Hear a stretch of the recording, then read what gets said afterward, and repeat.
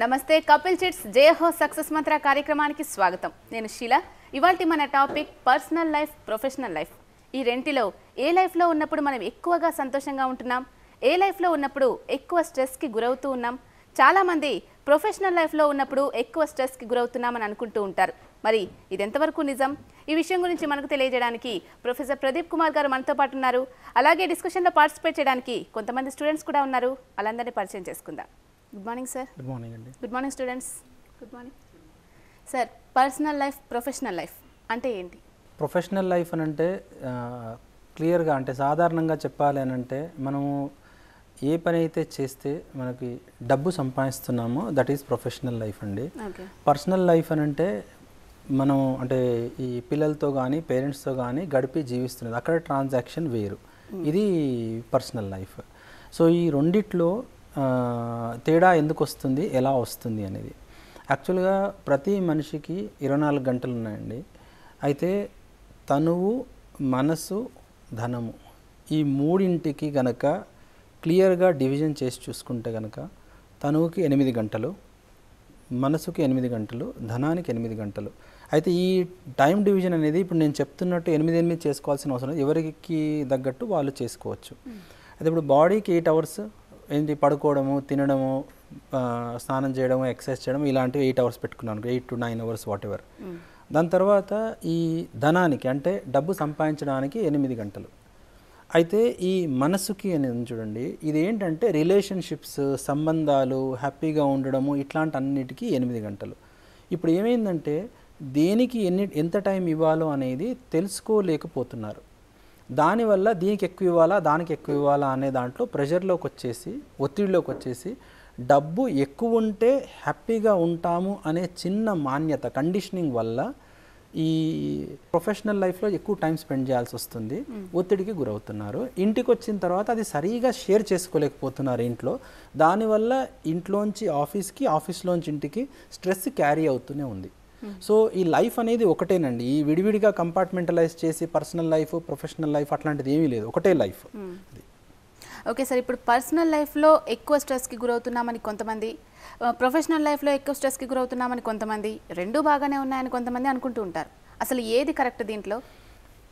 ఎక్కడైతే సంబంధాలు సరిగ్గా ఉంటాయో, తర్వాత చేసే పని ఇష్టంగా చేస్తున్నామో అక్కడ స్ట్రెస్ ఉండదండి. ఎక్కడైతే రిలేషన్షిప్స్ సరిగా ఉండవో, కేవలం డబ్బు సంపాదించడానికే పని చేస్తున్నాము అక్కడ స్ట్రెస్ ఎక్కువ ఉంటుంది. అయితే ఇప్పుడు ఇది ఎవరికి వాళ్ళు తెలుసుకోవాల్సిన అవసరం ఉంది. అయితే ఇప్పుడు మనం తీసుకునే డెసిషన్ ఇమ్మీడియట్గా తీసుకోవాల్సిన అవసరం లేదు. మనం తెలుసుకోవాల్సింది ఏంటంటే ఎలాంటి లైఫ్ గడిపితే నాకు స్ట్రెస్ ఉండకుండా ముందుకు వెళ్తాను అనేది చాలా ఇంపార్టెంట్. సో దానికి ప్రతి మనిషికి 15 నుంచి 20 సంవత్సరాల టైం ఉందండి. అంటే ఏంటి, 15 to 20 years every person is spending for education. అయితే ఎడ్యుకేషన్ ఎప్పుడైతే సరిగా కంప్లీట్ అవ్వదో అప్పుడు ఇలాంటి కన్ఫ్యూజన్ స్టార్ట్ అవుతాయి. జనరల్గా ఏమవుతుందంటే ఇప్పుడు ఒక యూనివర్సిటీ నుంచి బయటకు వచ్చే అబ్బాయి అయినా అమ్మాయి అయినా క్లారిటీతో బయటకు వస్తున్నారా, కన్ఫ్యూజన్స్తో బయటకు వస్తున్నారా? ఇప్పుడు కన్ఫ్యూజన్స్తో బయటకు వచ్చారనుకోండి, అప్పుడు ఏది ఇంపార్టెంట్ అని తెలుసుకోలేకపోతున్నారు. అప్పుడు 10 మంది ఒకే దారిలో ఉండి ఈ ప్రొఫెషన్ ఎంచుకుంటున్నారు కాబట్టి అదే దాంట్లో వెళ్ళిపోయాము. ఓకే, ఆ ప్రొఫెషన్ ఎంచుకునేటప్పుడు ఏంటి పరిగణలోకి తీసుకునే అంశాలు ఏంటంటే శాలరీ ఎక్కడ ఎక్కువ వస్తుంది, that is the first priority. ఎందుకు, మన లోపల ఆల్రెడీ నాటుకున్న మాన్యత ఒకటి ఉంది, ఏంటి, డబ్బు ఎక్కువ సంపాదిస్తే ఎక్కువ సుఖంగా ఉంటామని. సుఖానికి డబ్బుకి సంబంధం లేదండి. మనం అనుకుంటున్నాము డబ్బు ఎక్కువ ఉంటే భౌతిక సౌకర్యాలు ఎక్కువ వస్తాయి కానీ సుఖం రాదు. సుఖానికి సంబంధాలు చాలా అవసరం. అయితే ఈ చిన్న పాయింట్ మిస్ అయితే కనుక దెన్ కన్ఫ్యూజన్స్ చాలా ఉంటాయి, వాళ్ళ చుట్టూ ఉన్న వాళ్ళు ఒత్తిడికి గురవుతారు. Okay sir. మన పర్సనల్ లైఫ్ ఎలా ఉండాలి, అలాగే ప్రొఫెషనల్ లైఫ్ ఎలా ఉండాలి, ఎలా ఉంటే మనం స్ట్రెస్కి ఎక్కువ గురి కాకుండా ఉంటాం? ఈ పర్సనల్ లైఫ్లో ఎలా ఉండాలి అని అంటే ఇప్పుడు సపోజ్ పిల్లలైతే కనుక వాళ్ళకి తల్లిదండ్రులతో క్లియర్గా ఏం చేస్తున్నా సరే నిర్భయంగా డిస్కస్ చేసే పరిస్థితి ఉండాలి. పెద్దవాళ్ళు అయితే కనుక భార్యతో కానీ పిల్లలతో కానీ వాళ్ళు చేసే పనులన్నీ ఇంట్లో డిస్కస్ చేసే వాతావరణం క్రియేట్ చేసి ఉండాలి. ఈ రెండు లేకపోతే కనుక ప్రెషర్కి గురవుతారు. ఇది పర్సనల్ లైఫ్లో. ప్రొఫెషనల్ లైఫ్లో ఏంటనంటే మీరు పొద్దున్న నుంచి సాయంత్రం వరకు ఆఫీస్లో పని చేస్తున్నప్పుడు పని ఇష్టంగా చేస్తున్నారా లేదా అనేది చాలా ఇంపార్టెంట్. అయితే పని ఇష్టంగా చేస్తుంటే కనుక ఫిజికల్ ఎగ్జర్షన్ తప్ప మెంటల్ ఎగ్జర్ట్ అవ్వరు. అయితే ఇప్పుడు మీరు పొద్దున లేచిన తర్వాత అమ్మ అప్పుడే తెల్లారిందా అనేది వచ్చిందనుకోండి, నెక్స్ట్ ఇంకోటి ఏంటనంటే ఈ ఆఫీస్లో ఎవరితో మాట్లాడకుండా నా పని నేను చేసుకుంటున్నాను, నాకు వేరే వాళ్ళతో సంబంధం లేదు, తర్వాత నేను చేసే పని కూడా నాకు నచ్చట్లేదు, ఇలాంటిది వచ్చిందనుకోండి, అప్పుడు ప్రొఫెషనల్ లైఫ్లో కూడా ప్రెషర్ స్టార్ట్ అవుతుంది. ఇప్పుడు ప్రొఫెషనల్ లైఫ్లో ఉన్న వాళ్ళని చాలామంది చూస్తూ ఉంటాం. వాళ్ళ ఆఫీస్లో ఉన్న స్ట్రెస్ అంతా కూడా తీసుకొచ్చి ఇంట్లో ఉన్న పిల్లల మీద, వైఫ్ మీద చూపిస్తూ ఉంటారు. సో వాళ్ళు కూడా స్ట్రెస్కి గురవుతూ ఉంటారు. సో అలా కాకుండా ఏ విధంగా వాళ్ళు మోటివేట్ చేసుకోవాలంటారు? ఆ స్ట్రెస్ని ఇంటి వరకు తీసుకురావడం ఎంతవరకు కరెక్ట్ అంటారు? ముఖ్యంగా ఏంటంటే ఆఫీస్ నుంచి ప్రెషర్ ఇంటికి తీసుకురావద్దు. ఓకే, కానీ ఆఫీసు వాతావరణం వేరు, ఇంటి వాతావరణం వేరు అని సపరేట్గా క్లియర్గా మనం కంపార్ట్మెంటలైజ్ చేసాము. కానీ మనిషి మాత్రం ఒకడే కదా. అయితే ఆటోమేటిక్గా ఆఫీస్ నుంచి ప్రెషర్ ఇంటికి వచ్చేసింది. అయితే ఇంటికి వచ్చిన తర్వాత ఈ ప్రెషర్తో అంటే చాలా మటుకు ఏమవుతుందంటే, నేను చెప్పాను కదా 8 గంటలు ఆఫీస్ అనుకుందాం ఫర్ ఎగ్జాంపుల్. అయితే ఎక్కువ డబ్బు సంపాదించాలని 8ని 10 గంటలు చేసాము, ఇంట్లోవి 6 గంటలు చేసాం. ఈ 10ని 12 గంటలు చేసాము, 14 గంటలు చేసాం, ఇంట్లో గడిపే సమయాన్ని తగ్గించాము. కానీ చాలామంది ఏమంటారంటే లేదు నేను ఇంట్లో చాలా సమయం గడుపుతున్నాను కదా అని. కానీ ఇంట్లో గడుపుతున్నా సరే ఆఫీస్లో చేయాల్సిన ఆలోచనలే ఇంట్లో నడుస్తున్నాయి. అంటే మైండ్లో ఇంటికి ఆఫీస్ని తీసుకొచ్చేసారు. అప్పుడు ఎవరన్నా మాట్లాడుతున్నప్పుడు మనము అంటే వాళ్ళతో పార్టిసిపేట్ చేయట్లేదు, ఇంకేవేవో నడుస్తున్నాయి లోపల, రేపు ఇది చేయాలి, రేపు అది చేయాలి అనేది. అంటే పరధ్యానం చాలా నడుస్తూ ఉంటుంది. ఇలా చేస్తే కనుక ఇంట్లో వాళ్ళు తొందరగా గమనించేస్తారు దీన్ని, అరే ఇతను పార్టిసిపేట్ చేయట్లేదు కదా సరిగా అని. ఓకే, సో ఆఫీస్ని ఇంటికి తీసుకురావడం మంచిది కాదండి. ఓకే సార్, ఇప్పుడు ఈ పర్సనల్ లైఫ్, ప్రొఫెషనల్ లైఫ్ లేడీస్కి 2 రకాలుగా డీల్ చేస్తూ ఉంటారు. సో జెంట్స్ కూడా అలాగే. సో వీళ్ళిద్దరిలో ఎవరు ఎక్కువగా సఫర్ అవుతున్నారంటారు ఈ స్ట్రెస్ వల్ల? ఈ ముఖ్యంగా ఏంటంటే మనము అంటే మన ఈ కల్చరల్ బ్యాక్గ్రౌండ్ వల్ల వచ్చిన కొన్ని మాన్యతలు ఎలా ఉన్నాయంటే, ఈ పనులు వీళ్ళే చేయాలి, ఈ పనులు వీళ్ళే చేయాలని మనం కేటగరైజ్ చేసి పెట్టుకున్నాము. అయితే ఇప్పుడు ఏమైందంటే మెయిన్గా కిచెన్ ఉంది. ఓకే, కిచెన్ అనేది ఓన్లీ లేడీయే చేయాలనేది ఫిక్స్ అయిపోయింది. అయితే దానివల్ల ఏమవుతుందంటే సపోజ్ ఆడవాళ్ళు బయటికి వెళ్ళేసి వచ్చిన తర్వాత కూడా ఇంకా రెస్పాన్సిబిలిటీస్ దేర్స్ ఓన్లీ. అయితే మీరు గమనించి చూడండి, ఒక్కరే 4-5 వంట చేయాలంటే సో బోరింగ్ ప్రాసెస్ అది. అయితే ఆ టైంలో ఏంటనంటే అందరూ కలిసి వాళ్ళకు తోచిన పనులు వాళ్ళు చేస్తూ అందరూ మాట్లాడుకుంటూ పని చేశారనుకోండి, అప్పుడు ఎవరి పనులు వాళ్ళు చేస్తారో చాలా హ్యాపీగా నడుస్తుంది. అప్పుడు చేస్తున్నప్పుడు ఏమవుతుందంటే ఎవరు స్ట్రెస్ ఫీల్ అవ్వరు. ఓకే, ఫిజికల్ ఎగ్జర్షన్ వేలండి. ఇప్పుడు ఏమవుతుందంటే నేనే ఈ పని ఎందుకు చెయ్యాలి అనే ఒత్తిడి చాలా పెరిగిపోయి ఇష్టం లేకుండా పనులు చేస్తున్నాం మనం. నేను ఇదివరకు చెప్పాను, మనము 3 కేటగిరీస్లో పని చేస్తున్నాం. ఒకటి మనకు నచ్చని పని, రెండోది మనకు నచ్చుతుంది కానీ మన చుట్టుపక్కల ఉన్న వాళ్ళకి నచ్చట్లేదు ఆ పని. మూడో కేటగిరీ ఏంటంటే మనకి నచ్చడము, నా చుట్టుపక్కల ఉన్న వాళ్ళకి నచ్చడం. అంటే ఏంటి, సహజ స్వీకృతి ఆధారంగా చేస్తున్నానా లేదా అది పరీక్షించుకోవాలి, తర్వాత ఉభయ సుఖాన్ని ఇస్తుందా లేదా అది పరీక్షించుకోవాలి. ఈ 2 కనుక జరిగాయి అనుకోండి, దాన్నే మన అనుభవము అంటామండి. అయితే అందరికీ ఇది కరెక్ట్, ఇది మాకు కరెక్ట్ మీకు కరెక్ట్ అనే ఉండదు. ఇది యూనివర్సల్ అండి. కాలంతో కానీ, ప్రదేశంతో కానీ, వ్యక్తులతో కానీ మారదు ఇది. సో ఈ రకంగా చేస్తున్నామా లేదా అని మనం చెక్ చేసుకోవాల్సిన అవసరం ఉంది. ఓకే సార్, ఈ టాపిక్ గురించి మన స్టూడెంట్స్ కొన్ని డౌట్స్ అడుగుతారా? అడిగే ముందు ఒక చిన్న విరామం తీసుకుందాం sir. Personal life, professional life అనేది విద్యార్థులకు కూడా ఉంటుంది. మరి వాళ్ళు ఏ లైఫ్లో ఎక్కువ స్ట్రెస్కి గురవుతున్నారు? ఓకే సార్, మన స్టూడెంట్స్ కొన్ని డౌట్స్ ఉన్నాయి, అడిగి తెలుసుకుందాం. మీరు అడగండి. గుడ్ మార్నింగ్ సార్, నా పేరు శ్రీవాణి, నేను ఎంటెక్ చేస్తూ ఉన్నాను.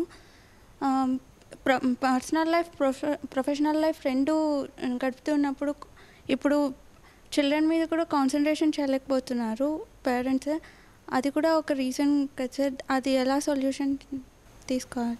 పర్సనల్ లైఫ్కి ప్రొఫెషనల్ లైఫ్కి మధ్య అంటే నలిగిపోతూ దాని తర్వాత ఒకవేళ వాళ్ళ పిల్లలు కనుక ఉంటే వాళ్ళ మీద కాన్సన్ట్రేట్ చేయకపోవడము చాలా తరచుగా చూస్తున్నది, మనం వింటున్నాం కూడా. అయితే ఇది అంటే క్లియర్గా చెప్పాలంటే సంబంధాలు లోపించినప్పుడే ఈ సమస్య వస్తుందండి. అయితే మొదటిది విశ్వాసము. అంటే సంబంధాలలో విశ్వాసము, సమ్మానము, స్నేహము, మమత, వాత్సల్యము, శ్రద్ధ, గౌరవము, కృతజ్ఞత, ప్రేమ, ఈ 9 అంశాలు సంబంధంలో ఉండాల్సిన అవసరం ఉంది. మనకి వేరే వాళ్ళతో ప్రాబ్లం ఉంది అంటే ఈ 9 అంశాలలో ఏదో ఒకటి లోపిస్తేనే ప్రాబ్లం స్టార్ట్ అవుతుంది. అయితే ఈ విశ్వాసం అనేది చాలా ఇంపార్టెంట్ అండి. ఫస్ట్ది ఏంటి, ఎదుటి మనిషి నా సుఖాన్ని కోరుకుంటున్నాడు అన్న నమ్మకమే విశ్వాసం. అయితే దీనికి ఒక ఉదాహరణ చెప్తానండి. మీరు మిమ్మల్ని మీరు సుఖంగా ఉంచుకోవాలనుకుంటున్నారా అంటే మీరేమంటారు? అవును అంటారు. ఎదుటి మనిషిని సుఖంగా ఉంచాలనుకుంటున్నారా అంటే ఏమంటారు? అవును అని అంటారు. అలాగని ఎదుటి మనిషి మిమ్మల్ని సుఖంగా ఉంచాలనుకుంటున్నాడా అంటే ఏమో తెలియదు, అన్నిసార్లు కరెక్ట్ అని చెప్పలేము. అయితే ఇక్కడ ఏమవుతుందంటే ఇప్పుడు మిమ్మల్ని ఇంకో ప్రశ్న అడుగుతున్నాను. మిమ్మల్ని మీరు ఎప్పుడూ సుఖంగా ఉంచుకోగలుగుతున్నారా అంటే లేదు, కొన్నిసార్లు ఉంచుకోగలుగుతున్నాను. ఎదుటి మనిషిని ఎప్పుడు సుఖంగా ఉంచగలుగుతున్నారా అంటే అన్నిసార్లు ఉంచలేకపోతున్నాను, కొన్నిసార్లు ఉంచగలుగుతున్నాను. అయితే మనని మనము సుఖంగా ఉంచుకోవాలనుకోవడము ఎప్పుడు, తర్వాత ఎదుటి మనిషిని ఎప్పుడు సుఖంగా ఉంచాలనుకోవడము ఇది మన ఉద్దేశము. కానీ అన్నిసార్లు మనని మనం సుఖంగా ఉంచుకోలేకపోతున్నాము, ఇది మన సామర్థ్యము. అలాగని అన్నిసార్లు ఎదుటి మనిషిని సుఖంగా ఉంచలేకపోతున్నాము, ఇది మన సామర్థ్యము. అయితే ఉద్దేశం వేరు, సామర్థ్యం వేరు. అయితే ఉద్దేశం ఏంటంటే సుఖంగా ఉంచాలనుకోవడము, సామర్థ్యం ఏంటంటే సుఖంగా ఉంచలేకపోవడము. అయితే ఎప్పుడైతే మనం ఎదుటి మనిషి ఉద్దేశాన్ని అనుమానిస్తామో వాళ్ళ పట్ల మన లోపల వ్యతిరేకత పెరుగుతుంది. ఎప్పుడైతే మనం ఎదుటి మనిషి సామర్థ్యాన్ని అనుమానిస్తామో వాళ్ళ పట్ల మన లోపల బాధ్యత పెరుగుతుంది. అయితే ఇప్పుడు మనము ఒత్తిడికి గురవుతున్నాము అని అంటే 2 కారణాలండి. ఒకటేమో చేసే పని నచ్చట్లేదు, లేకపోతే అది చెప్పే వ్యక్తులు నచ్చట్లేదు. అయితే చెప్పే వ్యక్తులు నచ్చట్లేదు అనుకోండి, ఈ దాంట్లో పరీక్షించి చూడాల్సిన అవసరం ఉంది. ఏంటి, వాళ్ళ ఉద్దేశాన్ని అనుమానిస్తున్నామా, వాళ్ళ సామర్థ్యాన్ని అనుమానిస్తున్నామా? మిమ్మల్ని మీరు అడిగి చూసుకోండి. అయితే ఇప్పుడు ఇంట్లో ఉండే వాతావరణంలో మదర్కి ఫాదర్కి కనుక రిలేషన్షిప్ సరిగా లేదనుకోండి, అప్పుడు అది ప్రభావం పిల్లల మీద చూపిస్తుందండి. ఆఫీస్లో పేరెంట్స్కి వాళ్ళ కొలీగ్స్తో రిలేషన్షిప్ బాగాలేదనుకోండి, అది పిల్లల మీద చూపిస్తుంది. హలో సార్, నా పేరు నీలిమ, నేను ఎంటెక్ చేస్తున్నాను. సార్, ఇప్పుడు ప్రొఫెషనల్ లైఫ్లో వేరేలాంటి కల్చర్ ఉంటుంది అండ్ పర్సనల్ లైఫ్లో వేరేలాంటి కల్చర్ ఉంటుంది. అదే ప్రొఫెషనల్ లైఫ్లో ఒక్కొక్కలాంటి సిచ్యువేషన్స్ ఏవొస్తాయంటే అలాంటి కల్చర్ ఉంటేనే మనం గ్రోత్ ఉంటుంది అనే సిచ్యువేషన్స్ కూడా వచ్చే ఛాన్స్ ఉంటుంది. అలాంటప్పుడు ఒకే మనిషి 2 వాటిల్లో ఎలా చేయగలుగుతాడు? 2 కల్చర్స్ని ఎలా మేనేజ్ చేయగలుగుతాడు? ఇప్పుడు ప్రొఫెషనల్ లైఫ్లోకి మీరు ఎంటర్ అయ్యేటప్పుడు చాలా అంటే పరిగణలోకి తీసుకోవాల్సిన అంశాలు ఏంటంటే అండి, మీరు ఒక లైఫ్ స్టైల్కి అలవాటు పడున్నారు, ఓకే, ఒక కల్చర్కి మీరు అలవాటు పడున్నారు. అయితే అది సెలెక్ట్ చేసుకోవడం అనేది సడన్గా జరిగే విషయం కాదండి, మీకు తెలుస్తుంది. ఓకే, నేను ఎలాంటి దాంట్లోకి ఎంటర్ అవుతున్నాను అనేది. ఇప్పుడు ఏమైందంటే ప్రొఫెషనల్ కెరియర్ ఎంచుకునేటప్పుడు ముఖ్యమైన అంటే ప్రధానమైన అంశం ఏంటంటే శాలరీ ఎంత అనేది వచ్చింది అక్కడ. అయితే ఇప్పుడు ఏమవుతుందంటే శాలరీ కొంచెం కంఫర్టబుల్గా ఎక్కువ ఉంటే మనం మిగతావన్నిటిని కిందికి నెట్టేస్తున్నాము. ఓకే, అయితే ఈ శాలరీ అనేది అంత పెద్దగా ప్రాధాన్యత ఇవ్వాల్సిన అవసరం లేదండి.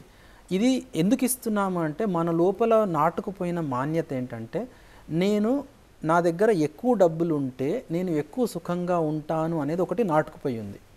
అయితే ఇది కాదు, డబ్బులు అనేవి కేవలం భౌతిక సౌకర్యాలు సమకూర్చడానికే పనికొస్తాయి, సుఖం అనేది సంబంధాలతో వస్తాయి అనేది క్లియర్గా వచ్చిందనుకోండి, అప్పుడు ఈ సంబంధాలు ఎక్కడైతే నావి సరిగా ఉండగలుగుతాయో అక్కడికి వెళ్తాం. అది కాకుండా మన సెలక్షన్ ప్రాసెస్లో ఏంటంటే ఎక్కడ డబ్బులు ఎక్కువ వస్తే ఆ పని చేయడంలో నేను అంటే హ్యాపీగా ఉంటాను అని ఫీలింగ్ వచ్చిందనుకోండి, అప్పుడు మనం సెలెక్ట్ చేసుకుంటాము. కానీ ఏమైందంటే ఇక్కడ ఉన్న కల్చరు, ఇంట్లో ఉన్న కల్చర్ 2 వేరు. దానివల్ల ఏమవుతుందంటే డ్యూయల్ రోల్ ప్లే చేయాల్సి వస్తుంది, లేకపోతే డిటాచ్ అయ్యి ఉంటాము. అది అప్పుడు ఏమైందంటే డిటాచ్ అయ్యి పనిచేస్తున్నప్పుడు ఒక వాతావరణంలో మనం ఎవరితో అటాచ్ లేకుండా డిటాచ్ అయ్యి పనిచేస్తున్నాం అనుకోండి, అప్పుడు ఒత్తిడి గురవుతాం మనం చాలా మటుకు. గుడ్ మార్నింగ్ సార్, నా పేరు భగవాన్ అండి, నేను ట్రిపుల్ వర్క్ చేస్తున్నాను. సో ప్రొఫెషనల్ లైఫ్లో వచ్చే స్ట్రెస్ పర్సనల్ లైఫ్లోకి పడితే ఏ విధంగా ఉంటుందంటారు? ప్రొఫెషనల్ లైఫ్లో వచ్చే స్ట్రెస్ పర్సనల్ లైఫ్లో పడితే అంటే చాలా అంటే నష్టం చాలా ఉందండి. కానీ మనము పడకుండా ఆపడం కూడా చాలా కష్టం. కానీ దానికి ఒక సొల్యూషన్ చెప్తాను. సొల్యూషన్ ఏంటంటే మనము ఎప్పుడైతే మిస్టేక్ చేస్తామో ప్రొఫెషనల్ లైఫ్లో వచ్చే స్ట్రెస్ వల్ల పర్సనల్ లైఫ్లో మిస్టేక్ చేస్తామో మనము తొందరగా అది తెలియగానే చక్కదిద్దుకోవాల్సిన అవసరం ఉంది. ఓకే, ఉదాహరణకి ఏమంటారంటే ప్రొఫెషనల్ లైఫ్లో స్ట్రెస్ ఉంది, దానివల్ల మీరు ఇంటికి వచ్చిన తర్వాత సడన్గా భార్యతో కానీ పిల్లలతో కానీ ఏదో అనేశారు. ఓకే, అయితే అన్నప్పుడు ఏమవుతుందంటే వాళ్ళు బాధపడతారు, మీరు బాధపడతారు. బాధపడిన తర్వాత ఇప్పుడు ఏమైందంటే ఇట్లాంటివి చాలా ఇన్సిడెంట్స్ మన లోపల పేరుకుపోయి ఉన్నాయి. అయితే ఎప్పుడైతే మీరు రియలైజ్ అయ్యారో ఇది మిస్టేక్ అని, అది ఇమీడియట్గా తీయాల్సిన అవసరం ఉంది, మీ బాధ్యత. అయితే మీరు తీయడానికి మీకు ఏమంటారు కరేజ్ కావాలి. ఒకవేళ తీయగలిగారనుకోండి అప్పుడు చాలా అంటే ఫెంటాస్టిక్గా రిలేషన్షిప్ బిల్డప్ అవుతుంది. అప్పుడు ఇంట్లో వాళ్ళకి ఏం తెలుస్తుంది అంటే అరే పని ఒత్తిడి వల్ల సడన్గా ఈయన నన్ను అనేసాడు కానీ ఉద్దేశపూర్వకంగా నన్ను బాధ పెట్టలేదు అని. అర్థమైంది కదా? అంటే బాధ పెట్టడం ఓన్లీ సామర్థ్య లోపమే కానీ ఉద్దేశ లోపం కాదు అనేది ఇంట్లో వాళ్ళు రియలైజ్ అవుతారు. అప్పుడు ఏమవుతుందంటే మీరు ఎప్పుడైతే ప్రెషర్తో ఇంటికి వస్తారో అప్పుడు ఆటోమేటిక్గా ఇంట్లో వాళ్ళు మీకు వాతావరణాన్ని క్రియేట్ చేస్తారనమాట. ఇది చేయలేదనుకోండి మీరు ఇంట్లో వాళ్ళని తిడతారు, ఇంట్లో వాళ్ళకి ఏంటంటే ఎప్పుడు తిడుతూనే ఉంటాడు కాబట్టి వాళ్ళు మీతో రిలేషన్షిప్లో కొంచెం దూరంగా ఉంటారు. అయితే ఇంట్లో మీకు రిలేషన్ సరిగా లేదు, ఆఫీస్లో మీకు రిలేషన్ సరిగా లేదు, అప్పుడు ఏమవుతుందంటే మీరు సీరియస్ స్ట్రెస్కి గురవుతారు. ఇంకా ఓకే సార్, మరికొంతమంది స్టూడెంట్స్ డౌట్స్ అడిగే ముందు మరో చిన్న విరామం తీసుకుందాం సార్. సో ఓల్డ్ ఏజ్లో ఉన్న పీపుల్స్ కూడా స్ట్రెస్కి గురవుతారా? గురైతే ఎలా బయటికి తీసుకురావాలి వాళ్ళని? సార్ ఇప్పుడు మనం చాలామందిని చూస్తూ ఉంటాం, జాబ్ అయిపోయి ఓల్డ్ ఏజ్కి వచ్చేసిన తర్వాత రిటైర్ అయిపోయి ఇంట్లో ఉంటూ ఉంటారు. వాళ్ళకి ఎక్కువగా అప్పటి వరకు చాలా బిజీ లైఫ్ గడిపేసి ఇంట్లో ఉన్నప్పుడు అప్పుడు ఎక్కువ స్ట్రెస్కి గురవుతూ ఉంటారు. నాకేం పని లేదు, నన్ను అందరు చులకనగా చూస్తున్నారు అని ఫీల్ అవుతూ ఉన్నారు. సో వాళ్ళకి ప్రొఫెషనల్ లైఫ్ అప్పుడు కూడా అవసరం అంటారా? చాలా ఇంపార్టెంట్ అంశం అండి ఇప్పుడు మీరు అడుగుతున్నది. ఏంటంటే దీన్ని ఇందాక చెప్పినట్టు ఈ రిలేషన్షిప్లో పరిగణలోకి తీసుకోవాల్సిన అంశాలు 9 చెప్పాను కదా, దాంట్లో మమత వాత్సల్యము అనేవి 2 చాలా ఇంపార్టెంట్. ఇప్పుడు 9 అంశాలు ఉన్నాయి చూడండి, విశ్వాసము, సమ్మానము, స్నేహము, మమత, వాత్సల్యము, శ్రద్ధ, గౌరవము, కృతజ్ఞత, ప్రేమ. ఈ 9 అంశాలలో కేవలం మమతకే డబ్బు అవసరం ఉందండి, మిగతా 8 అంశాలకు డబ్బు అవసరం లేదు. ఇప్పుడు ఏమవుతుందంటే వీళ్ళు వాళ్ళ లైఫ్లో అంటే వాళ్ళు యంగ్ ఏజ్లో ఉన్నప్పుడు ఓల్డ్ ఏజ్లోకి వస్తున్నప్పుడు ఇదంతా టైంలో ఏం చేశారు అంటే కేవలము మమతకే ఎక్కువ ప్రాధాన్యత ఇచ్చారు, వాత్సల్యానికి ప్రాధాన్యత ఇవ్వలేదు. అంటే ఏంటి, పిల్లలకి డబ్బు కొనివ్వడం. ఇప్పుడు ఫర్ ఎగ్జాంపుల్ ఏంటంటే చాక్లెట్ అడిగితే డబ్బా కొనిచ్చేస్తారు, ఏది అడిగితే అది కొనిచ్చేస్తున్న వస్తువులు కొనిచ్చేశారు కానీ వాత్సల్యాన్ని ఇవ్వలేదు. అయితే ఎప్పుడైతే పిల్లలకి వాత్సల్యాన్ని మీరు ఇవ్వలేదో వాళ్ళ ట్రైనింగ్ మమతకే జరిగింది, రివర్స్ వాళ్ళు కూడా అదే ఇస్తారు. ఇప్పుడు సపోజ్ 2 పిల్లలు ఉన్నారనుకోండి, 2 కొడుకులు ఉన్నారనుకోండి, వాళ్ళు ఏం చేస్తారు, మళ్ళీ ఈ తల్లిదండ్రులకు ఏం చేస్తారు, వాళ్ళు డబ్బులు పంపిస్తారు కానీ వాళ్ళతో మాట్లాడరు. ఇప్పుడు స్ట్రెస్కు వీళ్ళు గురవుతుంది పిల్లలు మాట్లాడట్లేదని, అంటే వాళ్ళ మనవలు కానీ గ్రాండ్ చిల్డ్రన్ కానీ వీళ్ళతో మాట్లాడట్లేదు అన్న దానికి స్ట్రెస్కి గురవుతున్నారు. అప్పుడు ఏ ఫీలింగ్ వస్తుందంటే అరే నేను ఎవరికి పనికిరాను అనే ఫీలింగ్ వస్తుంది. అయితే ఈ డబ్బు అనేది భౌతిక సౌకర్యాలను సమకూర్చడానికే పనికొస్తుంది. ఈ భౌతిక సౌకర్యాలు కేవలం శరీరానికి పోషణ, రక్షణ, సదుపయోగాన్నే ఇస్తాయి అంతే. సుఖం అనేది రిలేషన్షిప్తో వస్తుందండి, సంబంధాలతో వస్తుంది. గుడ్ మార్నింగ్ సార్, నా పేరు దిలీప్ కుమార్, నేను ఒక పిహెచ్డి స్టూడెంట్ని. సార్ మీరు చెప్పినట్లుగానే ప్రొఫెషనల్ లైఫ్ అంటే పైసల కోసం అన్నారు. సో కొన్ని పరిస్థితుల వల్ల మన చదువుకున్న సమయంలోనే మనము ప్రొఫెషనల్ లైఫ్లోకి ఎంటర్ అవ్వాల్సి వస్తుంది. సో దీనికి వయసుతో ఏమైనా సంబంధం ఉందా? ఉంటే ఈ రెండింటిని ప్యారలల్గా తీసుకోవడం ఎలా? స్టూడెంట్ అంటున్నారు కాబట్టి మీ స్టూడెంట్ లైఫ్లో ఉన్నప్పుడు మీకు మీ పేరెంట్స్కి మధ్య ఉండే అవగాహన చాలా ఇంపార్టెంట్ అండి. పేరెంట్స్ ఏమనుకోవచ్చు అంటే డబ్బుతో సంబంధం లేదు, మా వాడు చక్కగా చదువుకుంటే చాలు అని. అబ్బాయి ఏమనుకుంటున్నాడు అని అంటే లేదు నేను ఇన్ని సంవత్సరాలు అయిన తర్వాత పేరెంట్స్ డబ్బు మీద ఎలా ఆధారపడతాను. ఇది ఫస్ట్ కాన్ఫ్లిక్ట్ ఇది. అయితే ఈ కాన్ఫ్లిక్ట్ కనుక మీకు మీ పేరెంట్స్ మధ్యలో ఉందా లేదా అనేది చెక్ చేసి చూడండి. ఓకే, అది లేదు, కంపల్సరీ మా పేరెంట్స్ కూడా డబ్బు సంపాదించమంటున్నారు అన్నారనుకోండి, అప్పుడు మీరు సంపాదించాల్సిన అవసరం ఉంది. ఏదానికైనా కానీ క్లారిటీ అనేది చాలా అవసరం అండి. అయితే మీరు తీసుకునే నిర్ణయము ఇదంతా సడన్గా తీసుకునే నిర్ణయం కాదు. మీ చుట్టూ మీరు, మీ పేరెంట్స్, ఒకవేళ మీకు పెళ్ళి అయితే కనుక మీ భార్య, ఆ చుట్టూ ఉన్న వాళ్ళందరూ కలిపి తీసుకుంటే, ఈ మధ్య ఏమైందంటే నేను నిర్ణయం తీసుకునేది నేనే తీసుకుంటాను, ఎవరితో సంబంధం లేదు అనేది చాలా అలవాటైపోయిందండి. అంటే నా నిర్ణయం నేను తీసుకుంటాను, భార్య కానీ భర్త కానీ పిల్లలు కానీ నేనే తీసేసుకుంటానని. అయితే వాళ్ళు ప్రాబ్లంలోకి వస్తున్నారు, వాళ్ళ చుట్టూ ఉన్న వాళ్ళు ప్రాబ్లంలోకి వస్తున్నారు. ఇప్పుడు నెట్వర్క్ అంటే రిలేషన్షిప్ నెట్వర్క్ అనేది చాలా తగ్గిపోయింది. అది మెయిన్గా ఏంటంటే ఈ ఫిజికల్ ఫెసిలిటీస్ సంపాదించడానికి డబ్బు అవసరము, డబ్బు మీద ఫోకస్ పెట్టాలి. అందుకనే మనము అంటే ఈ డైరెక్షన్లోకి వెళ్ళాలనే మాన్యత ఒకటి ఉంచండి, దానివల్ల ఇలాంటివి చాలా వచ్చేస్తున్నాయి. Okay, thank you very much sir. ఒక మంచి టాపిక్ గురించి ఎక్స్ప్లెయిన్ చేసినందుకు thank you so much. Thank you very much students. డిస్కషన్లో పార్టిసిపేట్ చేసినందుకు. సో ఫ్రెండ్స్, చూసారుగా, ఇది వాళ్ళ కపుల్ చిట్స్ జై హో సక్సెస్ మంత్ర. మరో మంచి టాపిక్తో రేపటి ఎపిసోడ్లో మళ్ళీ కలుద్దాం. నమస్తే.